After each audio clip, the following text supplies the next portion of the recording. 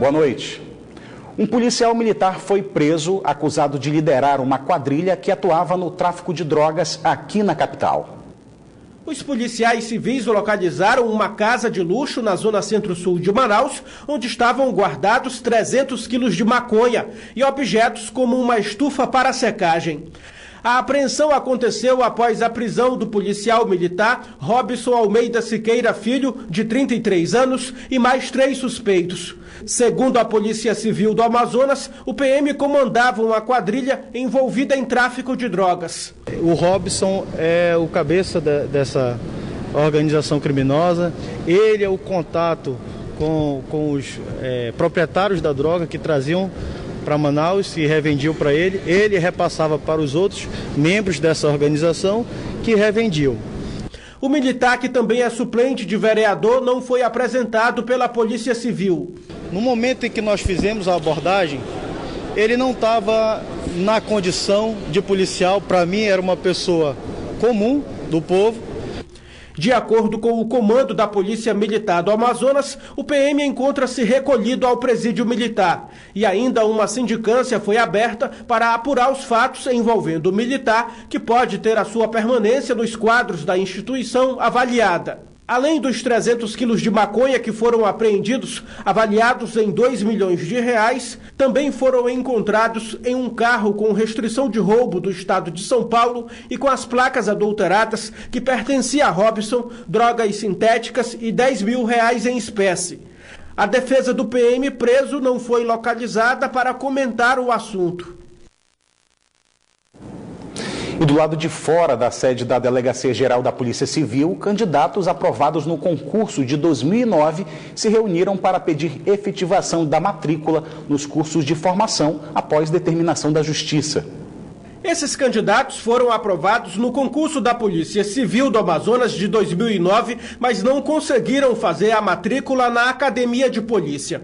Eles alegam que uma decisão do presidente do Tribunal de Justiça do Amazonas, desembargador Flávio Pascarelli, determinou que todos os candidatos seguissem para a próxima fase do concurso após identificação de irregularidades na prova de digitação.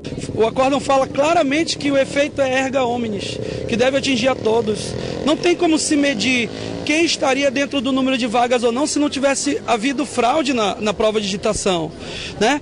Em um concurso público, deve-se seguir a ordem de classificação. Então tem candidatos que estão na posição 1266, na frente dos candidatos que estão na posição 580, 700 e pouco.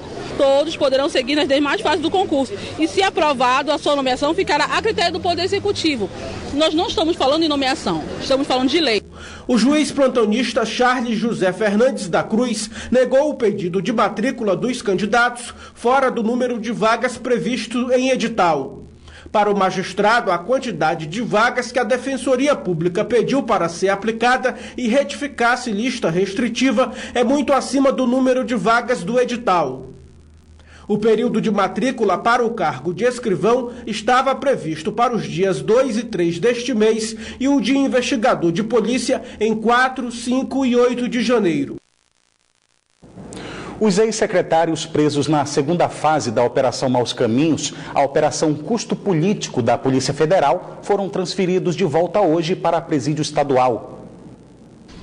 A transferência para o presídio estadual foi realizada por volta das 2h30 da tarde de hoje. Somente os 4 ex-secretários, Afonso Lobo, que foi da Cefaz, Wilson Alecrim e Pedro Elias, da Suzan, e Evandro Melo, ex-SEAD, foram encaminhados ao Instituto Médico Legal para realizarem exame de corpo de delito. De lá, eles foram para o Centro de Detenção Provisório Masculino. Eles voltaram a ser presos no dia 31 de dezembro, após a juíza federal Ana Paula Serizawa acatar o pedido do Ministério Público para que os mesmos voltassem para a cadeia. José Melo não foi transferido. Ele continua aqui na sede da Superintendência em razão da determinação da Justiça Federal. Ronaldo Menezes, para o Band Cidade. Uma casa desabou parcialmente após a chuva no fim da manhã de hoje em Manaus. A Defesa Civil Municipal ainda registrou alagamentos em diversos pontos da cidade. A chuva que atingiu a capital amazonense foi rápida, mas suficiente para causar transtornos na cidade. Uma casa desabou no bairro Puraquequara, zona leste de Manaus, mas por sorte ninguém ficou ferido. Uma árvore também tombou na rotatória do Mindu e parte da via teve que ser interditada. A forte chuva também causou alagamento nas principais avenidas da capital amazonense. Na Constantino Neri, na altura da Arena Amadeu Teixeira, a água encobriu o asfalto. Na Avenida Torquato Tapajós não foi diferente. Este vídeo, enviado por um telespectador, mostra o aguaceiro na Avenida Torquato Tapajós pouco antes do meio-dia. Carros e caminhões tiveram dificuldades para trafegar. Em outro ponto da Torquato Tapajós, a água ganhou velocidade e encobriu os pneus dos carros. Alguns motoristas tiveram que acionar o pisca-alerta por causa da baixa visibilidade. De acordo com o CIPAM, o Serviço de Proteção da Amazônia, choveu 27 milímetros na capital amazonense, quantidade superior ao esperado para hoje. E vamos então saber como vai ficar o tempo nesta quinta-feira aqui em Manaus e em alguns municípios do interior do estado. Em Manaus, a previsão é de tempo nublado com pancadas de chuva. As temperaturas variam entre 24 e 33 graus. Em Eirunepé, o tempo fica encoberto com possibilidade de chuva, mínima de 24 e a máxima não passa dos 29 graus. A mesma previsão para o município de Benjamin Constant, onde as temperaturas variam entre 25 e 32 graus. E em Iranduba, a previsão é de muitas nuvens com chuva fraca. As temperaturas variam entre 25 e 28 graus. Você viu que a previsão é de chuva em Manaus, o que é comum para o período, e por isso a Defesa Civil Municipal intensificou o monitoramento das áreas de risco aqui na capital desde dezembro do ano passado, mês que apresentou chuvas acima da média e também já como prevenção para o fenômeno Laninha. Chuvas de grande intensidade são comuns para o período e a possibilidade de perigos como deslizamentos e desmoronamentos em áreas de riscos aumentam em Manaus. No mês passado, o volume de chuvas foi de 341,4 milímetros, acima da média do esperado, que é de 191 a 225 milímetros, número 54% maior do que o considerado normal. E de acordo com o Sistema de Proteção da Amazônia, o volume de chuvas nos primeiros 3 meses do ano vai seguir o mesmo padrão de dezembro de 2017. A tendência é que a gente possa até passar de um patamar de 350 milímetros ao final de 30 dias. Isso aí, em torno de 2/3 do mês são esperados com chuva. Esse intenso volume de chuvas é resultado do fenômeno Laninha, que desde agosto do ano passado já indicava que iria se firmar no período chuvoso. Laninha, conceitualmente, é um fenômeno climático, sazonal, que causa o resfriamento anormal das águas do Pacífico tropical equatorial.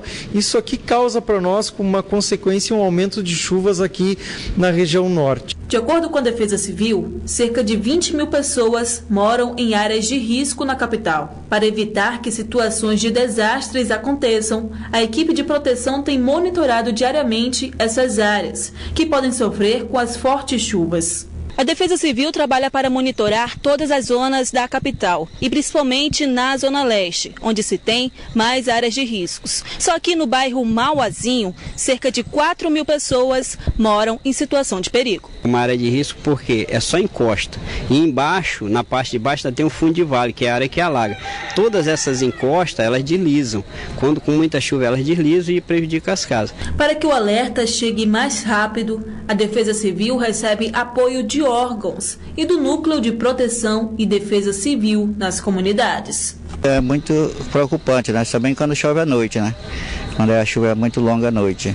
Mas a gente tem resolvido esse problema, que a gente liga direto para o pessoal da Defesa Civil. A Defesa Civil também vai passar a monitorar as áreas de alagamentos, em decorrência da cheia dos rios, a partir do dia 15 deste mês. A gente vai ficar já monitorando a situação da cheia do rio, porque hoje, dia 2, nós estamos com a cota 2071, já é uma cota basicamente na cota da cheia de 2012, Então nós já estamos monitorando isso aí. A Até o final de março, ao início de abril, as chuvas vão começar a reduzir. E em maio já começa a transição do período de chuva para o período seco. Um ponto positivo nessa intensidade de chuvas é que o clima na região norte fica mais ameno. A gente já teve aí dentro do período da estação seca, chegando aí em torno de julho, agosto, temperatura chegando em torno de 35, 36 graus à sombra. Se você considerar agora, dentro do período da estação chuvosa, que a gente está com limiares, a mínima em torno de 22 a 23 e a máxima em muitos dias chegando a 28, 29 graus, realmente a temperatura está bem mais agradável. E a Prefeitura de Manaus intensificou a fiscalização sobre as funerárias. Aqui foi identificado muita informalidade em serviços que eram oferecidos principalmente na porta de hospitais. E a partir de agora, enterro só com funerária regular. O seu Coutinho, que é dono de uma funerária, sempre teve a preocupação de deixar a documentação em dia, para não ser autuado pela fiscalização da CEMEF. Ela já existia, né, mas não era cumprida, e agora as autoridades estão assim realmente fazendo valer a lei, e isso vai coibir muitas empresas que estão no mercado de forma irregular, elas ou se adequarem ou saírem do mercado. As empresas que não estiverem com a regularização apta não vai poder realizar enterros. Essa medida aconteceu após relatos de que empresários de funerárias estavam prestando serviço sem cumprimento da legislação e usavam CNPJ de outras empresas. O nosso sistema emissor da taxa, ele não estava oferecendo a segurança necessária para identificar as empresas que efetivamente estavam emitindo-as e prestando o serviço funerário. Das 28 funerárias em Manaus, 15 já estão cadastradas no site da Secretaria Municipal de Finanças, Tecnologia da Informação e Controle Interno. Esse novo procedimento põe em prática o que determina a Lei 1273 de 2008. Quem quiser explorar essa atividade não vai ter nenhum problema, só tem que cumprir os requisitos legais. É simples assim. Continua sendo emitido as taxas, que é o controle que a CEMUSP tem das empresas que efetivamente estão prestando serviço. E só pode prestar esse serviço, de acordo com a lei, as empresas que estão devidamente regularizadas. Se a empresa não estiver regular, vai estar passível de interdição ou até passar por uma ação judicial. Para fazer o cadastro, é só se dirigir à sede da CEMUSP e depois acessar o portal CEMEF Atende. E o INSS estendeu o prazo para o cadastro de aposentados e pensionistas que precisam declarar que continuam vivos. Tiago Gonçalves. A comprovação de vida é obrigatória e precisa ser feita pelo beneficiário todos os anos. Quem vai dar os detalhes é o gerente executivo do INSS no Amazonas, Raimundo Pereira. Os beneficiários podem aproveitar o prazo que foi ampliado? Podem aproveitar esse prazo que foi ampliado, que anteriormente era até o dia 31 de dezembro de 2017. Foi ampliado até o dia 28 de fevereiro de 2018. É importante essa comprovação de vida para dar transparência aos nossos benefícios que são distribuídos aos nossos segurados e também evitarmos fraudes. Então essa comprovação é feita todos os anos no mês de aniversário do segurado. Importante frisar que essa comprovação é feita no banco onde o segurado recebe o seu benefício. São quantos beneficiários no momento aqui no Amazonas que precisam fazer essa comprovação de vida? Hoje no estado do Amazonas nós temos 320 mil beneficiários do INSS. Até o final de novembro nós tínhamos cerca de 45 mil beneficiários que não tinham realizado esse procedimento. Então é importante que todos esses beneficiários do INSS realizem esse procedimento até o dia 28 de fevereiro de 2018 no banco onde ele recebe o benefício previdenciário. Está certo, obrigado pelas suas informações. Tiago Gonçalves para o Band Cidade. A partir deste mês, autônomos e empresários terão um novo sistema para emissão de nota fiscal eletrônica, o Nota Manaus. O usuário também vai ter como emitir o documento pelo tablet e smartphone. A Nota Manaus entrou em operação nesta segunda-feira. O sistema é somente para a emissão do modelo 1, a nota fiscal de serviço eletrônica. Com isso, o município agora tem seu próprio mecanismo para atender essa demanda. No sistema anterior, o contribuinte era obrigado a utilizar dois sistemas. Um sistema emissor da nota, que se chamava GIFs, e um sistema gestor chamado GIS Online.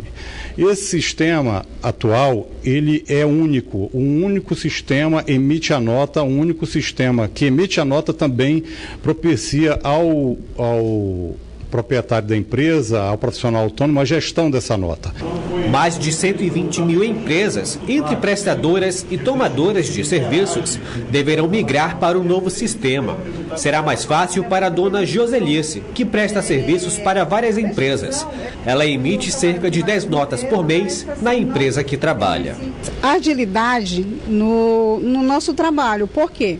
Hoje no Estado, ou seja, no governo, nós temos o E-Social que vai unificar o nosso trabalho. E hoje a Prefeitura está nos apresentando um novo sistema. Em média, o município contabiliza a emissão de 246 mil notas para empresas ao mês. A expectativa é que esse número aumente a receita do Imposto sobre Serviço, o ISS, em 20%. Esse sim vai crescer em progressão geométrica. Muitas das empresas que hoje estão emitindo a nota, que estavam emitindo a nota dos GIFs, que deveriam estar emitindo já a nova nota Fácil Manaus, que inclusive permite a utilização dos créditos do ISS para abatimento do IPTU, muitos desses contribuintes vão passar a utilizar também a nota Fácil Manaus. O novo sistema traz uma novidade para os empresários e autônomos que emitem a nota fiscal. Ele terá suporte para a emissão a partir de tablets e smartphones. A facilidade vai estar disponível no fim do mês. Esse sistema vai dar essa possibilidade a ele, não só de emitir a nota, mas também de consultar essa nota, tanto o prestador quanto o tomador do serviço, e ainda, até mesmo de gerar o documento de arrecadação municipal no final do mês para fazer recolhimento do imposto. O acesso a ele será pelo endereço nota.manaus.am.gov.br. Você sabia que no período como esse de férias, o consumidor pode solicitar a suspensão de alguns serviços que tem em casa, como telefonia fixa e TV por assinatura? O Band Cidade mostra agora como solicitar essa interrupção do serviço para quando você estiver viajando.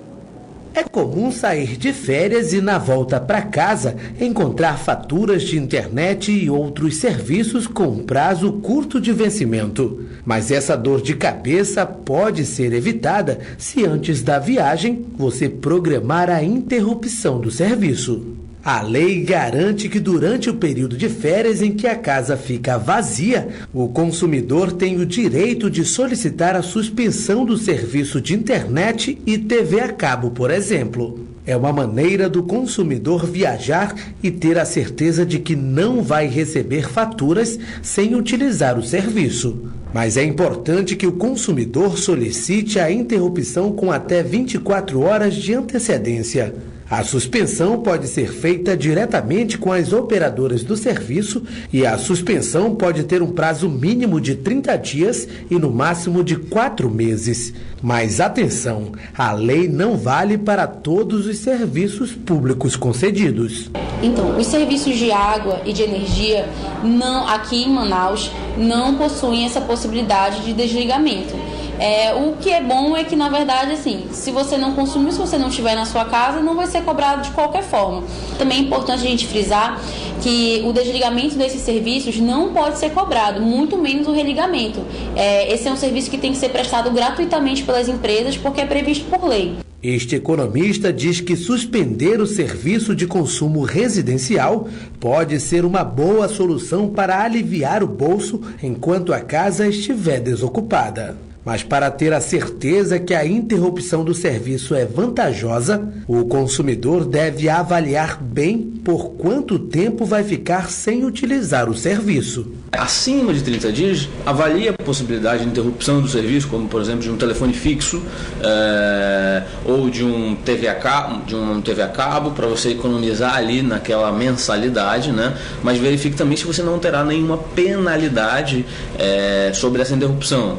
Você tem por lei 30 dias, ok, mas na hora de religar vão te cobrar algo adicional ou não? Então tem que ficar atento nesse sentido. O consumidor que solicitar a interrupção do serviço e mesmo assim receber a cobrança indevida pode denunciar direto aos órgãos de defesa do consumidor. Jornais impressos de mais de 150 anos podem ser encontrados na Biblioteca Pública de Manaus. São mais de 60 mil exemplares no acervo que guarda notícias históricas aqui do Amazonas.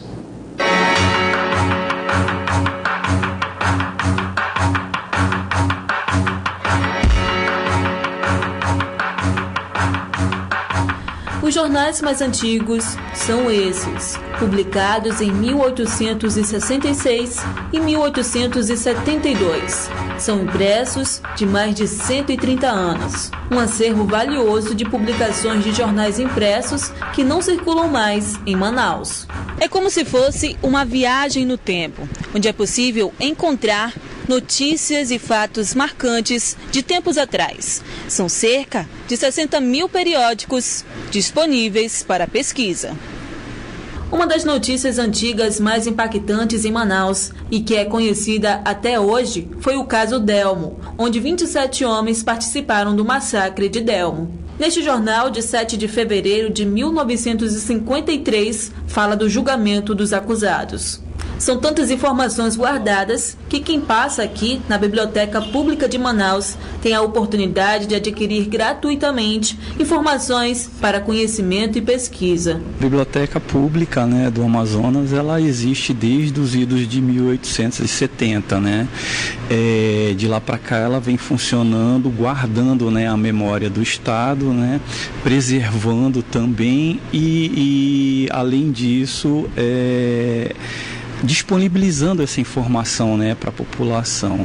Além do acervo físico, todos os arquivos da biblioteca também são digitalizados e postados no portal bv.cultura.am.gov.br, com o objetivo de preservar e circular informações. Nós implantamos um laboratório de digitalização lá no Centro Cultural dos Povos da Amazônia, em que todo o nosso acervo está sendo digitalizado e disponibilizado via internet.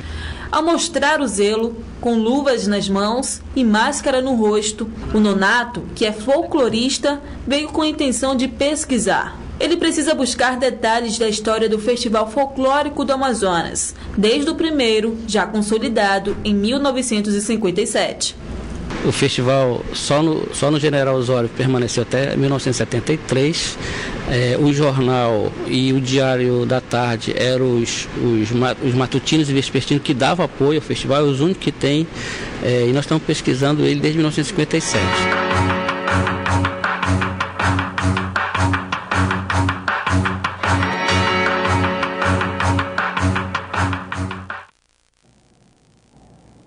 O Band Cidade fica por aqui, mas você pode acompanhar outras notícias nas redes sociais, Facebook e Twitter da Band Amazonas. E para rever nossas reportagens, acesse o canal da Band Amazonas no site youtube.com. Você também pode enviar sugestão de reportagens para o nosso WhatsApp. O número é o 99205-1478. Fique agora com as principais notícias do dia no Brasil e no mundo com o Jornal da Band. Uma boa noite para você e até amanhã.